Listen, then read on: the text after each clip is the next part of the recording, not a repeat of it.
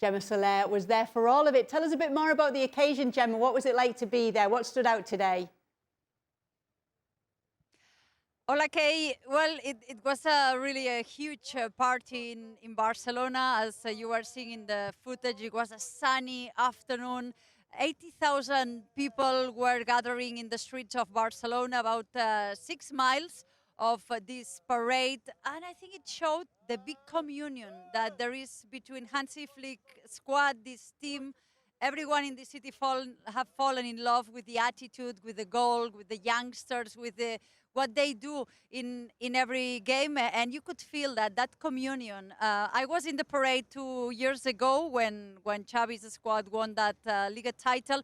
And it was, you could feel it was different. This is like the feeling of something new was starting, and it was really fun. And if I have to give the top 3 party makers in that bus, I would say the first for sure, Rafinha, second one probably Fermin, and third it's quite competed with Lewandowski and Lamine Yamal, but I have to say that Lamine Yamal was very party making at the beginning of the bus, and 3 hours later I think he was a little bit tired, because yesterday after clinching La Liga title in Espanyol at Cornellà, they have had quite an intense night. Actually, President Joan Laporta, he has confessed that he went to sleep at 6 a.m. after a long, long party.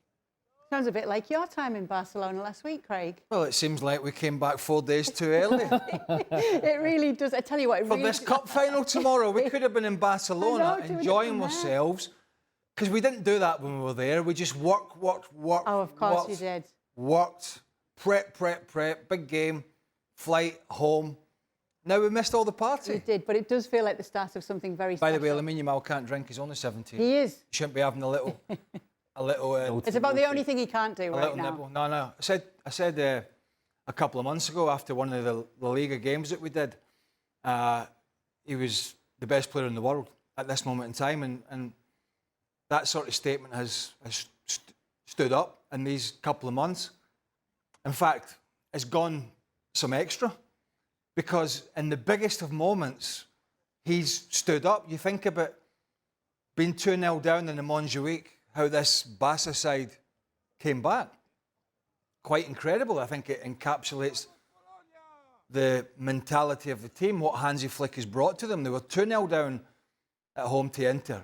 Huge Champions League game. They were 2-0 down in the San Siro, second leg. They were 2-0 down against Real Madrid. At home, when Real Madrid were trying desperate to get back within a point.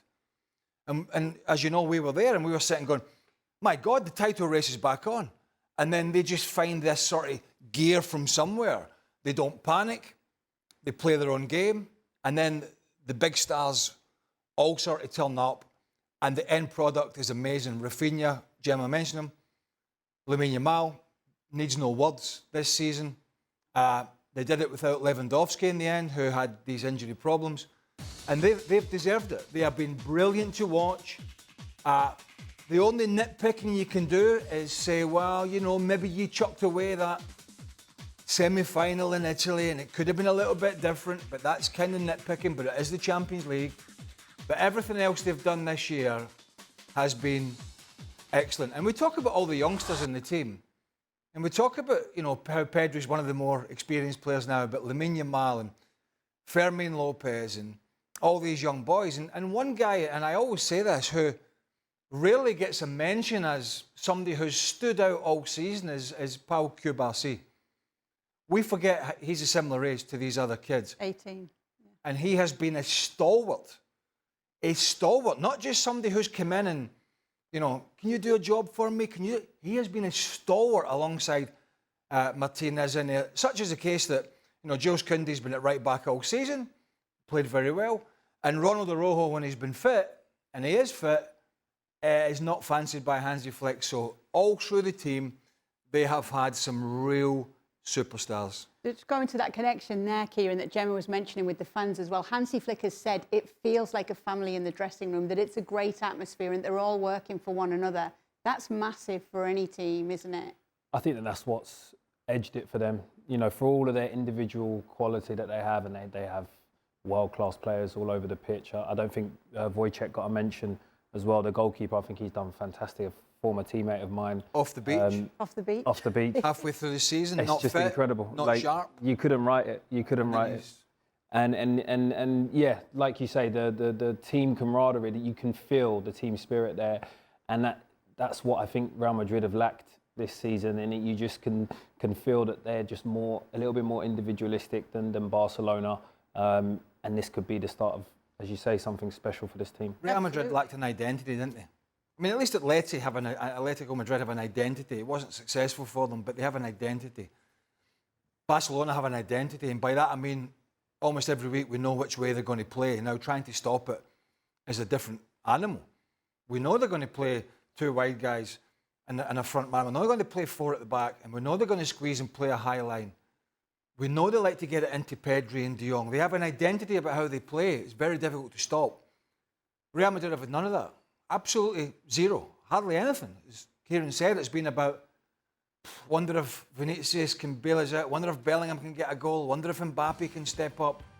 Whereas Barcelona really have been a team, and they have had that Hansi Flick identity. These no expectations, and the way this Barcelona plays with the kind of DNA from La Masia, touching the ball, playing well, but with the verticality and that offensivity that Hansi Flick has brought to the team, I think it's been perfect for a season that also it was expected to be really hard because they are still playing in Montjuic, not at the Camp Nou, and it looked like it can be another sad season as the last, and it's been absolutely the contrary, with a fearless team full of youngsters, full of players from the academy. This brings a lot of familiarity with the Catalan supporters, but all the Barcelona supporters, and it has made something special. I was thinking about parades being that friendly with that sportsmanship, and I think I have to go back to more than over a decade when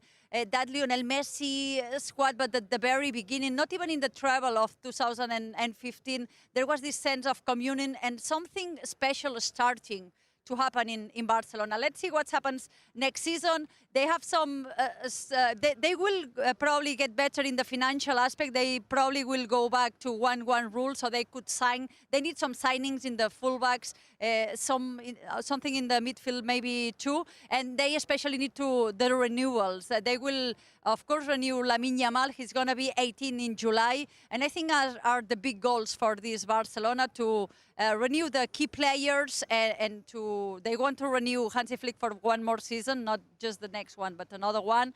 And I think it's the key factors for this success to be the beginning of another golden period for Barcelona. You know what I noticed as well it was quite interesting that there seems to be an understanding and a trust of what Hansi Flick and this team were doing between the players and the supporters, because when they went 2-0 down against Real Madrid, and that was a big first 15, 20 minutes, we were right by the supporters, as you know. We had a fantastic position, and there was nobody like sat with their head in their hands. There was no panic. It was almost like, okay, we trust what this group of players are all about. This is not the ideal start, obviously, but there was no like sort of hissing or booing or shouting at players or kind of frustration early on from the supporters, because maybe they've seen it maybe one or two many times. Celta Vigo's another game that was bonkers at the Montjuic. There have been many. And so there is some trust there from the supporters to say, all right, that wasn't ideal, but we've seen this team. They don't panic. They get us back in it. They'll play their football. They'll create chances. And they seem to have just created this calmness amongst the supporter base, which also wasn't there last year, as fans got pretty angsty with one of their former superstars who things were just falling apart from. This was completely the opposite. Yes, absolutely. Well, we're going to let Gemma get some rest now because it's been a long day for her, and those Barcelona players better get some rest too because they're back in action on Sunday for La Liga. Thanks for being with us, Gemma. We'll be speaking to you again very, very soon. Thank you. Yes, a lot more La Liga still to enjoy this weekend, but of course all the newspapers going with the story of Lamine Yamal. Lamine Yamal proclaiming victory. Lamine's league, says Diario AS. Mundo saying champions, and Sport saying champions flicks first. You wonder how many, if many, more will follow for Hansi Flick with all the wonders he's done with this team this season. We shouldn't forget that that guy is not only he's not still 18. That's great. He knows exactly what he needs to do to be effective. He does it with a big maturity, with calm and effectiveness. I mean, the guy is great. We all love him, and there is nothing else to say. That's heart of my man. Yes. Nobody was doing it at that age, though. No, and the names even that Frank just pulled listen, out. no recency bias. You know, Pele was probably doing it at 17 for Brazil, but I didn't see Pele live. You certainly didn't see him live. Do you know who he is? Or was? Yeah, I know. Nobody's doing. Again, I go back to this. This is just huge. You got a blank sheet of paper, and you're picking 11 players. Now, who am I picking first? I'm picking a 17-year-old. Putting him there against Kieran Gibbs at left back. That's who I'm putting first in the team. Then I'm filling all the dots around it. You're a fullback. You're a fullback. Did you see the Champions League semi-finals? Oh. Did you see DeMarco struggle with him? He was better in the second leg until he went off. The first leg was a struggle. You're a left back. He's a left-footed, plays on the right-hand side. How? It's a simple question, really, but I mean, there's no real definitive answer. How the hell, unless people are doubling up? How do you stop it? Dealing with Bukayo Saka is difficult enough because he's a terrific player. He's older, he's a terrific player, but there's levels, and Lamine Yamal is another level. At the moment, maybe things will change, I don't know. He's another level, and we see consistently Premier League teams having to send 2 and 3 out when Saka's fit to double up on him. So how do you balance that as a fullback? Show him try and show him on his right foot? Well, that's the magic question. I mean, that's why he's one of the best in the world. And the biggest question is how close do you get to him? Do you start close to not give him the space, or do you worry then that he's going to the ball in behind, or do you give him that yard and allow him that space to run at you and do like what he did the other day? Can you? I don't think you can do that. And the worst is when you're coming up against a player like this that, okay, you don't want him to come on his left, of course.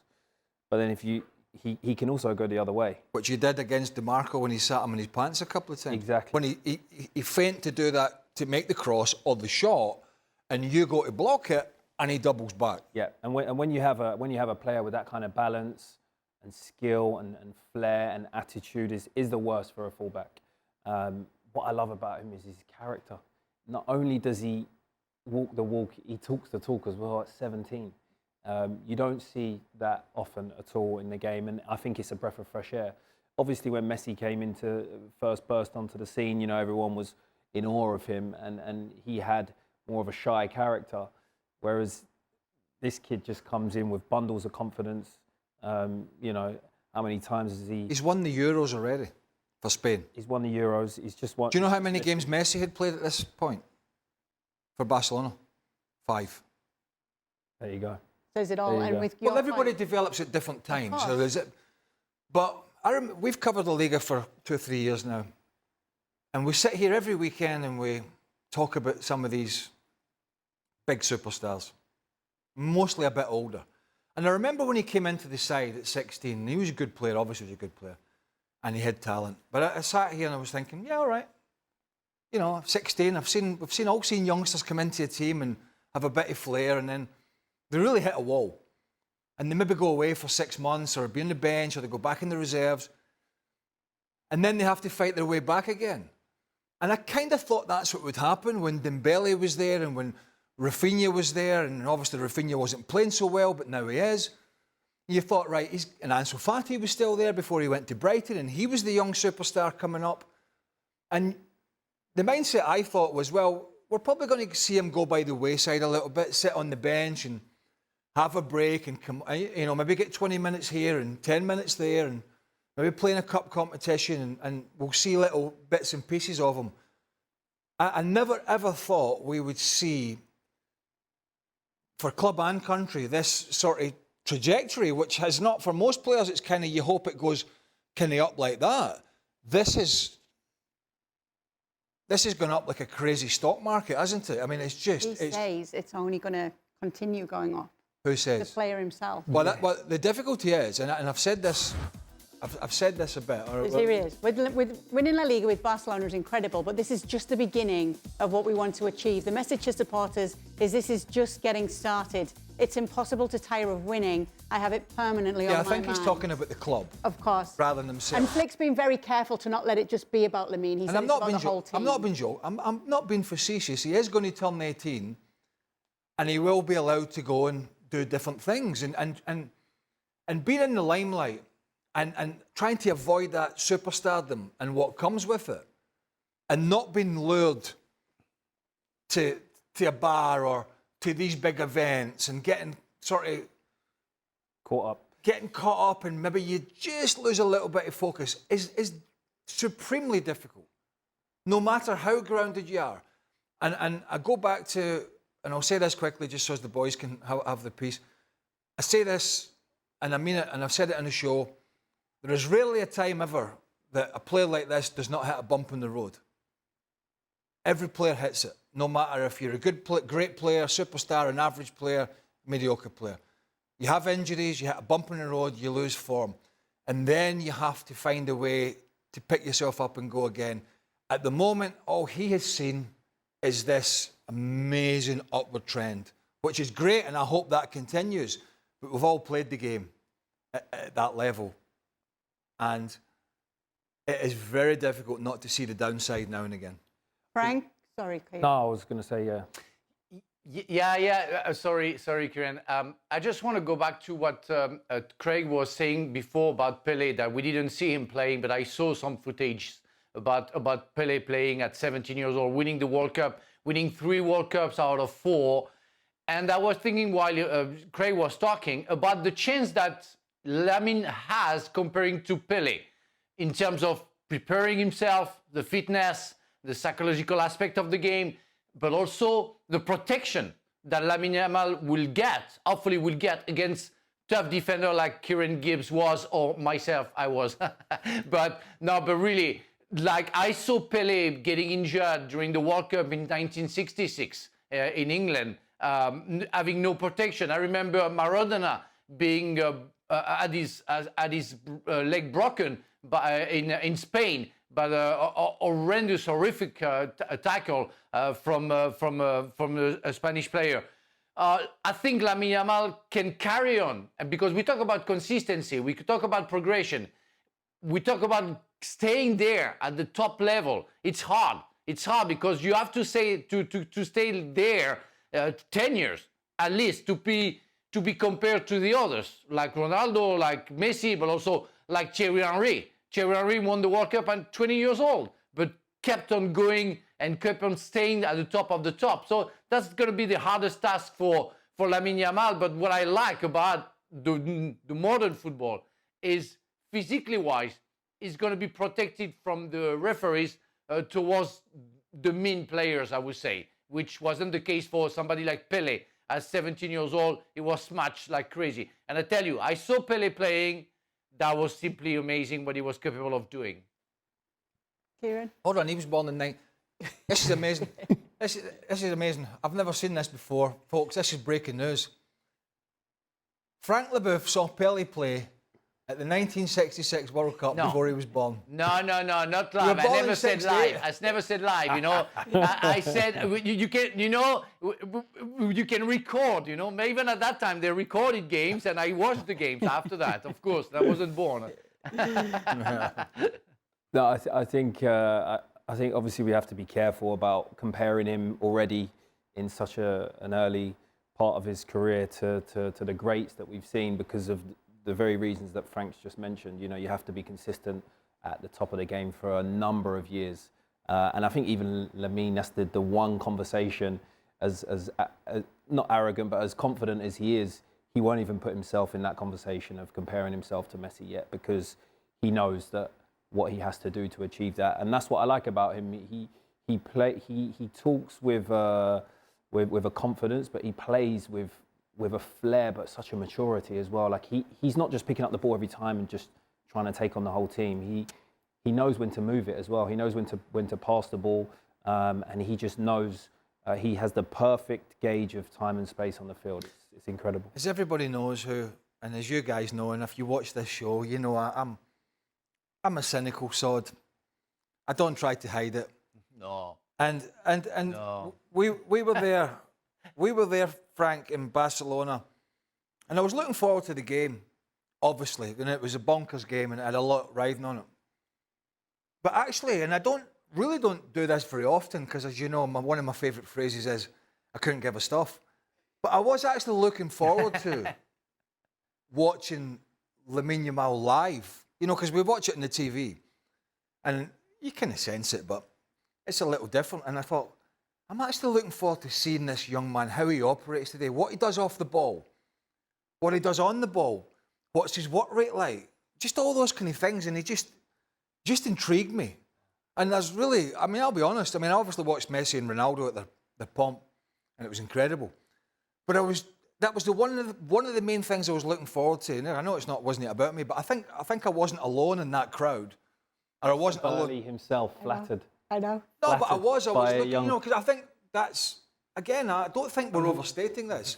I think that's where he is that when you go to a game, if you're not a Barca fan and you're there every second week, and like most people around the world, you're watching it on TV, you think, what am I looking for today? Well, I want to see Kylian Mbappe, obviously, how's he going to respond? But I really wanted to see this young man in person, and he did not disappoint. It was everything you hoped it would be. Well, yeah, it was everything I thought it would be. That's sweet. Amazing. Yeah. And that's it. This is that's the end of the niceties. Yeah, no, I thought you were going to tear up then. Hopefully we'll see him again on Sunday on our La Liga coverage here on ESPN+. Make sure to be with us. Barcelona play Villarreal. Sevilla will be taking on Real Madrid. All of these games at the same time. Atleti against Real Betis as well. 1-0 it finishes, having known that Villa had got the win in their game before them. Just very crucial for them to get all 3 points today. And you see how things are looking right now. Obviously, Manchester City are going to be in FA Cup final action this weekend, but it is Chelsea and Villa level in 4th and 5th, respectively, on 66 points.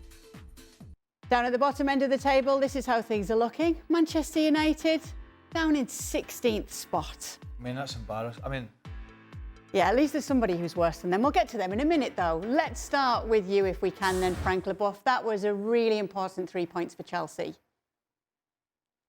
Yeah, precious ones, I have to say. That the 3 points were crucial because the villains won at the same time. And so in the race of the best top 5, you know, Chelsea is still into that race.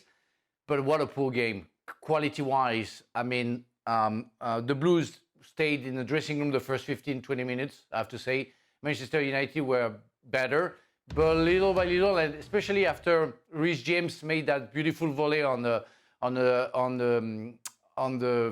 post, Chelsea suddenly woke up and started to play better than Manchester United. But I have to say, I saw so many mistakes. I don't know what they were, like very shy, or I don't know, not into the game. But they won. They won against a poor Manchester United overall, and they deserve the 3 points, and this all matter right now because it's a race. You don't care, I would say, now about the way you play as long as you get the points, and this is what Chelsea did today. you didn't know. If you're watching the game and you hadn't looked at a league table, you couldn't tell for long periods who was going for the sort of 4th, 5th spot and who was languishing just above the relegation zone. You couldn't really tell. And there was another interesting stat from Peter Drury on the NBC comms. I don't know if you heard this. Manchester United, since January, have not beaten a team that are going to be playing in the Premier League next year. The only teams they've beaten since January are Leicester, Southampton and Ipswich. They have not beaten a team that's going to be playing Premier League football next year since January. And they're in the Europa League final. I mean, how bad is this? How bad is that? They've only beaten the 3 cannon fodder teams at the bottom. I mean, should Ruben Amorim and Ange Postecoglou even be allowed to go to this final in Bilbao? They should be banned. The number 2 should be taken over. I mean, honestly. Honestly. And I'll give Amorim some due, and I know we're going to maybe get to Tottenham in a bit, and hopefully not for too long. Ruben Amorim has been there a shorter period of time than Ange Postecoglou. He's been in there now almost 2 years. It is unfathomable in my mind that whether Tottenham Hotspur win the Europa League or not, that Ange Postecoglou, who did play a weekend team today, there was two different mindsets going into this game. United played a strong team, or strongish team, which is a little surprising, and unsurprising, I think Postecoglou played a weekend team. So there was two different mindsets. But it's unthinkable for me that Tottenham Hotspur can finish 17th in the Premier League, whether they win the Europa League or not, and this manager survives. I can't see how your body of work over 38 games, and the body of work is pointing to 17th, is saying, I'm going to give you 100 million, 150 in the summer, whatever it is, to spend. I don't care if they beat Man United 4-0 in Bilbao. There's a big decision to come, which I don't think there is for Man United as much. As much as there is. It's interesting that you mentioned those two different approaches, with Postecoglou resting players and Ruben Amorim playing players in the hope that they're getting that momentum going into the final. But if you're losing, does that affect your mindset in any way going into a final? The only reason why I don't think it does is because they've lost so many games. So I don't think the result today for them moves the needle too much. Look, I think the only player today for me that deserves any credit from the game is Ahmad. I think he was the only one that really tried to create something. But this is the only game, I think, of the season that you can kind of give Manchester United a bye because of the magnitude of the game next week. Obviously, the rest of the games this season, you know, they're going to come into their own questions. But this game, I think we can let them off a little bit only because they have to go and win next week now. But yes, overall, the club is in a real pivotal moment, and then this is the biggest week of of Man United's history for quite a while, I would say. Delight for Unai Emery. It's been a strong finish to the season so far for him. 24 points since the start of March. They've won 8, they've lost 1. They go fourth in what could be a crucial 3 points for them as well in their top 5 hopes as well. A big boost. But of course, we will continue the conversation about Tottenham Hotspur right now. And Frank's smiling. Why would that be? I don't know, because I was thinking that the one who's going to win the Europa League is going to be the one who's going to be who's going to go into trouble, because it's going to be because that win is going to change everything. It's going to be qualified for the Champions League, where you don't have the team for that. So you will have to spend money where you're not ready to build anything, and at least the one who's going to lose is going to kick the coach out, some players out, and you can rebuild something. But it's like Manchester United last season, and I think Craig alluded it, about the FA Cup win, where, as I always say, it's the tree who hides the forest, because you don't see the amount of work you have to do. You just see the trophy, the silverware, and you think you're good. No, you're not good enough. And the one's going to win the Europa League is going to be under trouble, that's for sure. And Spurs, come on. On top of it, they had the B team. Well, the good thing that Son came back, but I saw 10 minutes of Spurs, then I saw 80 minutes of not even a championship team. That's awful. You see nothing. So yes, Aston Villa were much better, but you see no structures. You see nothing. That is the worst of the worst that I've seen in Spurs. And I've got some friends that are Spurs fans. I think they must cry every game they watch that team playing. There is no faith, there is no spirit, there is no stamina, and of course, there is no quality. That's appalling to see that team in the Europa League final. They have to change that. They really have to put the Champions League worst team back to the Europa League, because otherwise that cup is not a good cup. So you talk about the different approaches and making all those changes, but can you also see this as a potential missed opportunity to at least climb a few spots in the table and not be finishing in 17th spots? Yeah. But that doesn't really even matter anymore. They might have lost anyway. I mean, I was looking at one of these sides going to be in the Champions League, and Aston Villa may not. And this is Aston Villa, who are a much better side. I know this is the rules. Much better side and who were competitive in the Champions League. Got to the quarter-final, could have been in the semi, I mean, but for the missed chances against arguably the best team in the competition now, PSG. And so it is, you know, let's be honest. UEFA and FIFA have their head up their backsides. All they do is dilute the game, make stupid decisions, and don't even start me on the Club World Cup. But this is where we are. This is where we are. And one of these two duffers will be in the Champions League next year. I mean, really, that's, you know, but it is what it is. And if you say to me now, who's going to win this final in Bilbao, I have absolutely not a Scooby-Doo. I've no idea. Because you have no idea what team is going to turn up. Ange Postecoglou does not, and Ruben Amorim does not. They don't know. They just don't know. And if they don't know, how the hell does anybody else know? And I give them their due for getting there. But what does that tell you about the Europa League? Huh? That these two embarrassments are in the final. I mean, it beggars belief. But, you know, I bet it'll be a cracking final because they're just two teams that I don't think even know what they're doing half the time. And nowhere near the top 5 race, which is what we do need to talk about as we take a look at the odds for this, given the fact that we saw wins for both Chelsea and Aston Villa today. This is how things shape up when it comes to the odds for that top 5. I know Villa was something you'd picked out as well, Kieran, in the fact that they've picked up that form of late. As Craig mentioned, and you said it earlier yourself, they did well in the Champions League themselves. They've just got Manchester United to take on next after the Europa League final. I mean, out of all the teams left that are fighting for those spots, especially after today's result, you have to fancy Aston Villa. I think whatever state Man United are in after the game next week, it looks likely that Aston Villa should get a result there. City are under pressure now, are they not? They are a bit. How does it feel when people have played before you and you know then what you have to do and you have to get those wins? I always preferred to play early, and you know, when I was at Celtic, for example, and we were going for the title neck and neck with Rangers, second half of the season, one of us would play on a Saturday and one would play on a Sunday for TV purposes. And I much prefer to play on the Saturday and get it out of the way and get the 3 points, hopefully, and put the pressure back on them. So it's a bit like when people say, what would you rather have, the points in the bag or the games in hand?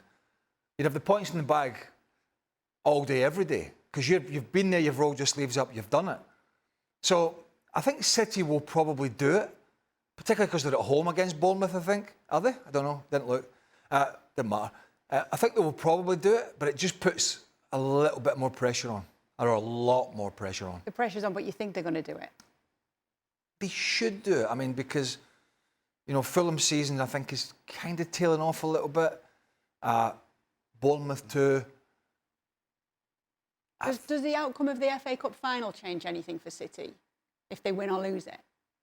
No, for them it's about getting in this Champions League, because we still don't know what's going to happen. This crazy thing that's still rolling on with them and the charges, which is just absolutely bonkers. It's dragging on so long, but it's the Champions League for them to both attract and keep those players that are the top players. And so the FA Cup would be obviously great for them in terms of at least something on top of the cake, but they really have to do the business with these 2 games, because if they were to finish in 6th spot, that is just a massive blow for this club and for this manager. Okay, another big game coming up this weekend in the Premier League. Newcastle taking on Arsenal at the Emirates as well. We've asked for the predictions from the panel as to what will happen as we take a look at the odds for you with these two sides facing off. When it comes to Newcastle trying to get the wins at Arsenal's home, it's not been easy of late. However, this season they have had success against Arsenal in both competitions and in the reverse fixtures. And that must have been in the mind of maybe myself, Kieran and Craig when we went for a draw. However, Frank Leboeuf is going for a big win for Arsenal. 3-0, Frank. Love it, Frank. Yeah, Kieran, I'm so disappointed. You know, I didn't know you hated the Gunners, but whatever. No,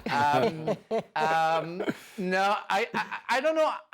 according to the game that I saw against Chelsea and the fact that at 11 against 10, Newcastle at home couldn't do anything the second half of the game. And I saw lately some games where I think they were quite tired at the end of the game. And I think the Gunners, they want to give a proper last game to the fans at the Emirates. And don't forget the last game that Arsenal and Newcastle played against each other was a cup game, and Newcastle won away from home. So it's kind of a revenge. I think Mikel Arteta will make sure that the player will be spot on, ready to give a very good entertainment for the fans for the last time. And I don't rely on Newcastle after what I saw against Chelsea last week. So it's why I put a 3-0, because we know that Newcastle can collapse. And we saw that, I think, against Aston Villa, where I think they lost 4-1. And they can do that in one game, like not being the Magpies that we know. Why haven't you got your whole team winning it?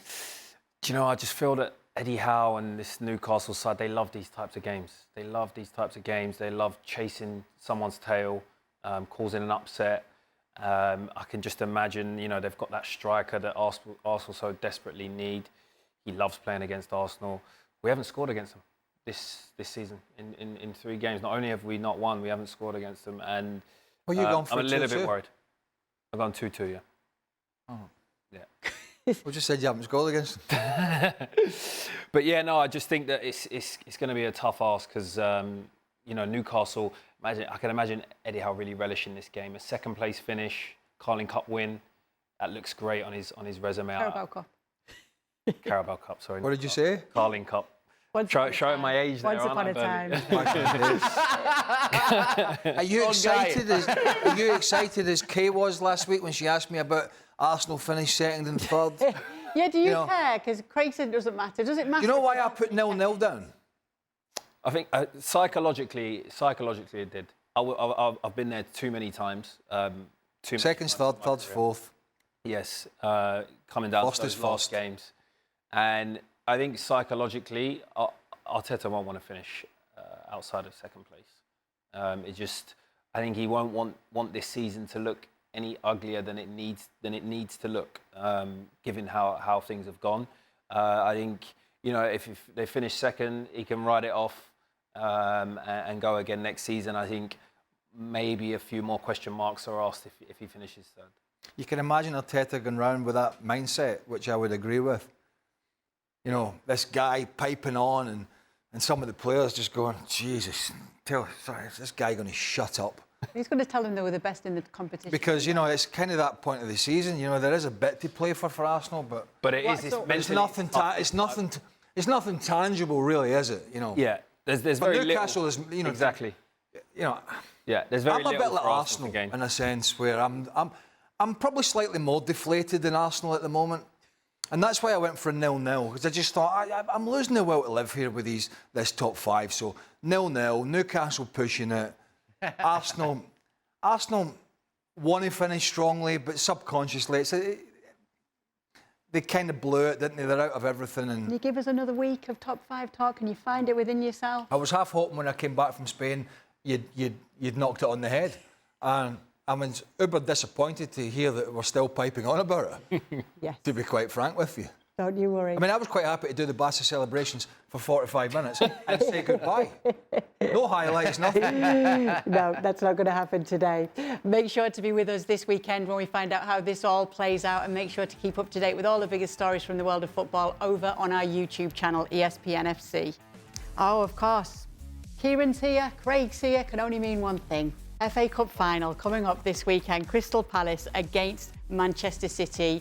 These are the odds. We're not going to get your predictions because obviously the two of you are both going to be on the coverage for it, but we do want to hear from both coaches, Pep Guardiola and Oliver Glasner. Definitely it's much better winning than losing, but learn for the losing is last season was special because 3 or 4 days or 5 days before we won the Premier League, the 4 in a row, and maybe our mindset was not incredible perfect, but the game was not, we didn't create much, but it was not bad plays, some decisions was against, and yeah, we lost it. It's finals happened. Important we were there, and again, 1 more year later, we are there again. Positive team news. Everybody is fit. Adam trained the whole week and is available, and all others as well. So, some tough decisions to take, but good decisions to take. Well, here is the tale of the tape between these two sides. Crystal Palace have never won major silverware in their 120-year history. As for Manchester City, they are going for an 8th FA Cup win. Not so straightforward, though, when you look at it. Crystal Palace against Manchester City. You can't say for sure it's just going to be Manchester City here, Craig. They won the playoff championship final. Does that not count? Back in the day when my old mate Davy Hopkin whipped it in the top corner for Palace. I suppose that doesn't really count. One manager's not done a great job this year, and one manager's done a tremendous job. And it's Oliver Glasner. He has been amazing, and I've always felt he's been a really good manager. And when you saw them at the start of the season, they were struggling. Yep. They lost. They lost the centre half, Anderson, I think his name is, to Fulham. They were very, very close to selling Mark Gay to Newcastle, deadline day. And I think had that happened, Glasner may have walked. He may have walked and said, listen, you're just pulling the rug from under me here. They had a bad start, but they regrouped. They had this period during the second half of the season away from home where they were defensively the best team in the division. And again, they had an identity, something we've talked about today, about the way they play, and it might not be. And we were talking about it after their FA Cup quarter-final win, I think it was, at Fulham, with Stevie, saying they're quite happy not to say, hey, modern game, fine, you want to play it, but we're not taking chances at the back. We're not rolling it out to a centre-half who's under pressure. If we need to kick it up the field and squeeze up, and Jean-Pierre Mateta fights for it, and Eze picks it, and Sarr pick up the second ball because they're good players, we'll do that. And they've not been frightened to do that. It's not to say they don't play football, but they have played in a manner which has been not high risk. The question is, are they going to have enough ball in this game, quality ball, to be able to play those balls in behind to Mateta or get it into Eze's feet, who's a match winner? And Eze's a match winner. He's a terrific player. But he's not alone. You know, you get Adam Wharton in the midfield, youngster, whether he plays or not, I don't know. Terrific player, was in the England squad for the Euros. They're big and solid at the back. They play a back three.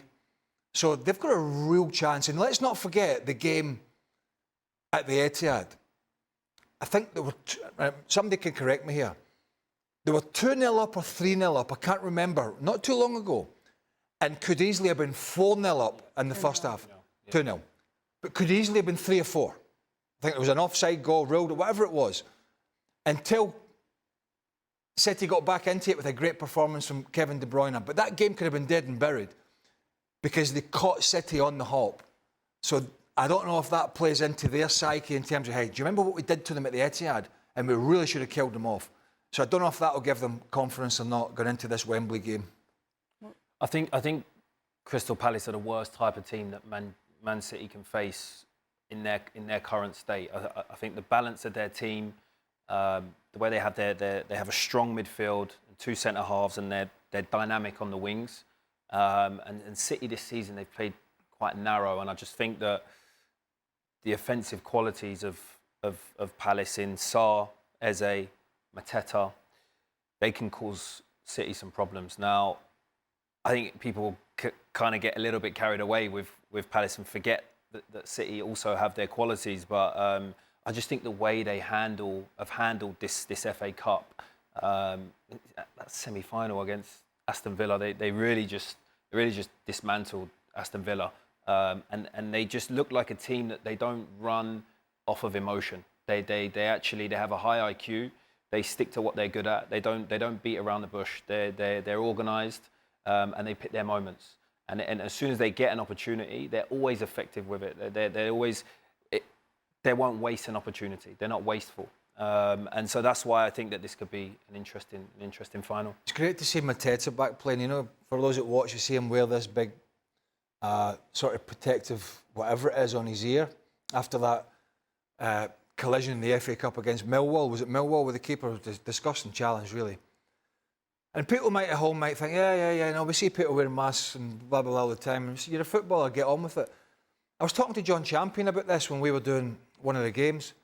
I don't think people realise how bad this was and how much it took for him to come back. The plastic surgeon who operated on him, his ear wasn't cut at all. It was basically ripped off, hanging by a thread. It was so bad. This injury was so bad, and I think when we saw Steve Parish, the chief executive at the end of the game, Crystal Palace chief executive, giving an interview, he had rage in his voice after that injury. He just had rage. And the injury was so bad that the surgeon, during the operation, took pictures for operative purposes. And at the end of it, he told Mateta, I'm not going to show you the pictures because it was quite horrific. Wow. And so when you think about how much work had to be done to that player to patch that up, and then a few weeks later, whatever it is, he's back playing. And I know he's got the thing on it, but it doesn't matter. You know, mentally, you're still thinking about it. So I just think stories like that are great, but the extent of that injury was a way, way worse than what I think people imagine it was. And when you speak of great stories, what a great story it would be, Frank, for Crystal Palace to win this. How great a story would it be for Man City, considering the season they've had? How would they view it? Well, that's my concern about Crystal Palace. I don't forget that they play Manchester City in a final of an FA Cup, and those guys, the citizens, they know what they're talking about, and they know how to prepare that, and the odds are for them. They are confident about what they should do, and it's a final. You can say anything, you can prepare anything, you try to anticipate whatever you want, but at the day of the game, you know, something happens and you're going to win or you're going to lose. Crystal Palace can do the job, but the citizens are ready. And they want to win something. They want to get into Champions League next season, finishing in the top 5 for sure. But they want to win something. And Guardiola is going to make sure those players, they're going to be ready on the D-Day. And that's the concept that I have about Crystal Palace. I don't think it's going to be a magical day for them because they face Manchester City. Even if they have a chance, because it's 11 against 11, it's man against man. It's possible, but the odds are too big for me, for them, in order for them to win. That's why I'm afraid of for Crystal Palace. But remember, it is a final and anything can happen. These guys will be covering that final for you. Crystal Palace against Manchester City, the FA Cup final, Saturday, 11:30 Eastern, but it is a full 1 hour build-up. Our coverage will begin at 10:30 right here on ESPN+. Welcome into the latest edition of Extra Time. Kieran's here, we've got Craig here, sporting a lovely tan from Barcelona, and Frank LeBoff is here too. Well, I think it's partly Connecticut golf. But actually, he did have a bit of the old Desperate Dan before from playing golf seasons. South Carolina. Yeah. Few days. He's in Florida as well, no? No, not Florida. You live there. What a boring life. South Carolina, Frank. What a boring life, Craig. Barcelona during the weekend, and after golf, South Carolina. Come on. They only let me out once a year, Frank. They only let me out once a year. They let me loose once a year. That's all. Our first question is the weather wasn't actually that hot in Barcelona. It started to rain a little bit. Oh no. And producer Pete, and presenter Dan, schoolboy error, we went for a bite to eat and they had their shorts on and t-shirts and the heavens opened. Experienced over here? Umbrella? Didn't quite have the umbrella, but I had a hoodie, fully rigged out, protected. See? Can't buy experience. See, Frank? That's why you don't wear shorts out for dinner. No, you don't wear shorts if you've got legs like Dan Thomas. No, I don't wear shorts. I don't wear shorts because I'm educated. You know, I received a little of education where you don't wear shorts in a restaurant. That's not possible. Yeah, no. So Frank gets very upset about the old shorts in the restaurant, doesn't he? First question's for you, Craig. For Mr. Burley, what was the best and worst thing about your trip to Barcelona? Dan shorts. Well, the best thing was the game, and the worst thing was the travel, I suppose, because how can I put this? I was a late booking because I'd lost my, no, I didn't lose it. My corp card had expired, so I was a bit of a late booking because I sat on my hands for about 3 weeks. So by the time I went to book it, the flights that I wanted were out of policy. So I had to go back the way to get to Barcelona. So that wasn't ideal. The early bird catches the worm. Yep. The travel wasn't too bad, to be fair, because travel was fine. I don't mind travelling. So travel has to be the worst, and the best had to be, yeah, the best was the game and the atmosphere, and yeah. And Lamine Yamal. And Lamine Yamal and Mbappe got a hat-trick, and kind of sums his season up, didn't it? Got a hat-trick and was on the losing team. For it. Yep. So that kind of summed both parties up, didn't it? All right. Oh, and there Kieran. was some nice. I think there was some nice red wine in Spain as well. I think on the odd night. I think went out for a day. Well, we did. I Went don't to know, this the lovely company restaurant. maybe? Yeah, well, Macca What was about there. the company, Craig? Macca was Blame there. Macca. Macca was there. Okay. So we went to this really nice restaurant in Barcelona. Apparently, it's the place where a lot of people, go. Jules Koundé was there the night we were in, dressed very. I wouldn't have worn it myself, to be honest. So we went there with Macca and Pete and Dan and that. And the food was amazing. But the thing is with Spain, and you know this, when you eat so late, it's hard to get used to, isn't it? And they were complaining that I ordered the most expensive steak on the menu. Macca was complaining all the money he's got. Oh. 11:30 eating a steak at night, it's not... So Macca wasn't picking up the bill. Well, he did pick up the bill. He did pick up the bill, but the bill came and I said, we're splitting the bill. We'll split it. And Macca was like, no, I'm getting it. It's nice to see you guys again. All that, which is probably a lie. And so he's paid the bill. He then paid the bill. He then paid the bill, Frank, and then he complained to me about picking the most expensive steak. So I was prepared That's to called pay regrets. I was prepared to pay for my, put my money in, but he paid. God bless him. That's got to be the best bit about the trip of free dinner from Macca. Yeah. Who actually found that restaurant? It was Macca who knew it. I'm just interested in Macca, such a high-end restaurant where. Yeah, I think it came recommended. Macca knew What it. was Koundé? Might have been Luis. It wasn't out. It wasn't out. Did you see Craig, I have a question. Did you see at some point, maybe for 1 second, that Dan was ready to pay for the dinner, or like always never? He kind of did that with his wallet a little bit. Then he saw Macca. All right. Nah, it was good. It was good. Okay, Kieran. Barcelona's a nice. I've only been to Barcelona once. Have you been to Barcelona? I have. Must have been. Just playing though. No, I was there last year for a few days actually. Great city. It is, but they were saying about pickpockets. Oh yeah. But I mean, generally, as a general rule of thumb, it's a nice place, and we got treated very. Oh, I should have brought some paella back for you. I made paella. Made paella. You made it. Yeah, I made it. The best bit was when Stevie saw all the rice that you were putting in, and he said, "No wonder it was salty. Look at all that salt," and it was the rice. He thought all that rice was the salt. That's Stevie Nicol for you.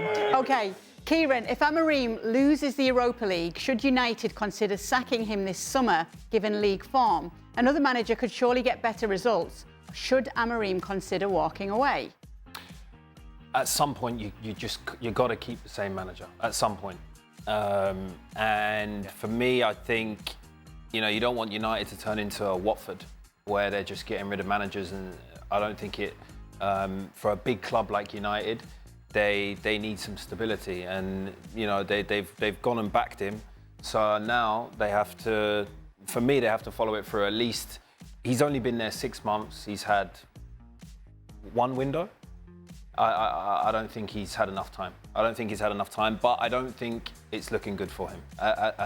The situation of where they're at now, even if they go and win, I still don't think it looks good for Manchester United. Okay. I don't think they'll get rid of him, but I think sorry, Frank. I think because he's only been there a shorter period than Portugal, but I do think that could change if somehow, and I don't think this will happen, but somehow it was a trouncing in the final. An embarrassment. I'm getting beat by 3-0. 4 or 5. A real going over. I think that could sway people going, oh, hold on a minute.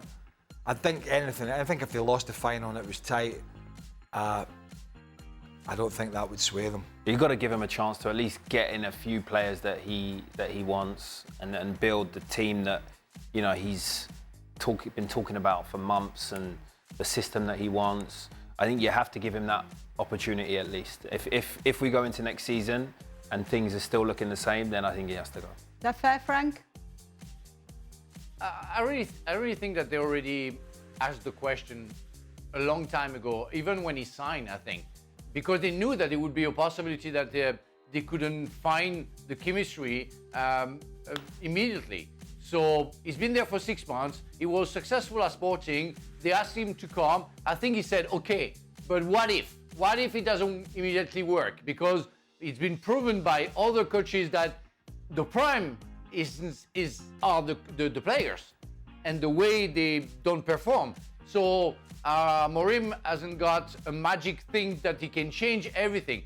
So I'm pretty sure that they already know that he's going to stay to make sure, as Kieran said, he can have another window, a summer one, where he can buy some players and then be judged by the players that he puts on. Craig, John says, why does Amorim persist with Højlund when it's clear he's not a Premier League level striker, never mind a Manchester United one? Playing Bruno, Mount or Ahmed as a false nine would provide far more threat. Does it also point to a need for a more experienced striker than Delap? They've been linked with Delap, have they? Who's done a good job. He's a big, strong boy, good runner, good player. But don't think he's that level. You know, I played with his dad. I know Rory very well. But honestly, and he's a former City player as well. That really matters. I don't think there's any doubt Rasmus Højlund, and certainly in my opinion, is not good enough for Manchester United. Now, he's not had the best of service. I mean, some of the stuff that was been thrown up to him today, with a defender right up his back and he's coming in at his chin, what's he supposed to do with it? But then there was other times it was going into his feet and his touch was bad. And I think he's a worker. I mean, I see him at somewhere like Everton, West Ham, you know, wherever it is. He came in from Atalanta, didn't he? I just don't see him at a big club. I don't think he's ready now, and I'm not quite sure he'll ever be. I think he'll find his level, and I don't. Well, to be fair, his level is United at the moment because they're sitting in 16th in the league. So he's not good enough for them, and they're not very good either. But I think if we were talking about United in their normal circumstances, you know, in the top 4, top 3, pushing for a league title, I don't think he would be the answer. Wouldn't be him. It saddens me to ask, but does Postecoglou need to be sacked regardless of the result of the Europa League final, Frank? And are there any Spurs players currently on the roster that deserve to be in the squad next season? To the first question, yes. I mean, we've been supporting to Postecoglou at first, because what he did at first changed the way of playing, being entertaining and everything, and we thought that he found the way to change Spurs, but forgot that you needed to have other options and be more secure defensively, and he never showed us that he was capable of doing that. And with the season he's having so far, even if he wins the Europa League, I think for me that's the end of it. That they have to change. I'm pretty sure the atmosphere in the dressing room is not good anymore. That you have to give another spirit. And yes, you need players to make the team better. You have some good players. You really have, like Johnson, of course, Son, Van de Ven, maybe Romero, Bissouma, Sarr. They're good players. They're good players, but they need a structure. They had the structure to attack before, and it's not even the case anymore, but they never had a structure to defend and how to defend well. And we all know, we've been there, we work. You are good because first of all, you know how to defend. Then you can move on some other aspects of the game. But it never happened to Spurs, and Postecoglou had never been capable of working on that. So yeah, bye-bye. But yeah, work on some of the players that you have right now for the other coach, for the new coach, could be possible. At least he's got a chance to put his money where his mouth is. And the two didn't he? And the trophy in the second season. He said, I've always won a trophy in my second season, no matter where I've been in Australia, been in Japan, been in Scotland. So he has an opportunity to do that. If they do win it, it is going to be really interesting to see what the coming month is, 3 or 4 weeks. What does Daniel Levy do? Does he go to ground? You know, see if it just all sort of goes away and goes into next year with Postecoglou? Or does he come out and make a big decision? I mean, he's not been frightened to fire managers before. He's fired Conte, he's fired Mourinho, he fired Nuno Espirito Santo after it seemed like 3 or 4 months. So he's not been frightened to do it. It's one thing firing a manager, but it's another thing firing a manager that's just giving you European glory after how many years? I think we can't underestimate just guys, how big that will be for I Tottenham. know, but look at the... Look at Ten Hag and what happened to Manchester United last season. I mean, you win the trophy, and the season after, I mean, it's a real... You already have the pictures, the big picture of what's going to happen to Spurs if you win the title and keep Postecoglou. You will have what you have at Manchester United, for sure. Speaking of which, I agree. you just bought a Premier League team, and these are your only 3 managers available. Ten Hag, Amorim, Postecoglou. Who are you hiring? Start, bench, drop. Oh my God! what a question! What a great question. For me, I'm dropping Amorim because as a club owner, I would want a manager that has the ability to adapt. And I think the one constant in life that you're going to have is change. And if you have someone that's not going to change their ways and adapt, for me, you're destined to fail at some point. So I would drop Amorim. I would probably bench Think about it. Ten Hag. I think I would bench Ten Hag and I would start Postecoglou.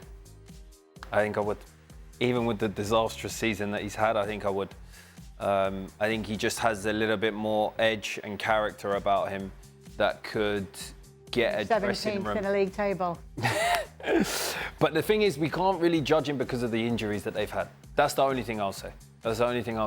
It's very tough to judge Postecoglou this season because they did have a spell where we were seeing a new Tottenham and we was like, oh, this is really interesting actually. And it was actually exciting to watch Tottenham for once. Yeah, but that was 20 months ago. Yes. That's the problem. But I think Winning the Europa League will bring it all back. The momentum and the good times rolling. Maybe Santa will come down the chimney this year and deliver all the presents. Long ago. What about you, Craig? Who I'm interested to know you. Oh, I wasn't asked this question, so we'll move on. Oh, he's dodged that one. Long ago, when the FA Cup was a bigger deal, the finalists released FA Cup songs. What were the best and worst FA Cup songs that you can remember? We did 2 in my time there. It's gonna be a blue day, Chelsea, Chelsea. That was the one. That was the 97 He's one. loving it, look. That was the 97 one. I think we did one in 94 before Frank was there. I can't remember what it was, but the one we did in 97 was with Suggs. Yep. You know, from Madness. Madness. And Yeah, that was 97. That was the 97. All right, Frank, we know it was 97, and You we got know it, why you you got keep it? saying it was 97. Go on, Bally. Frank had it. Frank had it. It was a blue day. Frank, sing it. Chelsea. Oh yeah, I forgot. Okay, I forgot. It was against Middlesbrough again. Oh, really? Oh my God, sorry. We forgot since Oh last my week. God. So that was the song. How did it go, Frank? How did it go just as we say goodbye? Give us a song. Give us the song again, Frank, so we can say goodbye on a high. Oh, it's gonna be a blue day. Chelsea, Chelsea, Chelsea, Chelsea. Oh my God, that was great, Kate. That was great. We gotta give him a round of I applause. thought actors could sing. Triple threat, sing, dance, act. Nice stuff, Frank. Thank you so Yeah. much for sending in your questions. We'll be back tomorrow to do it all over again.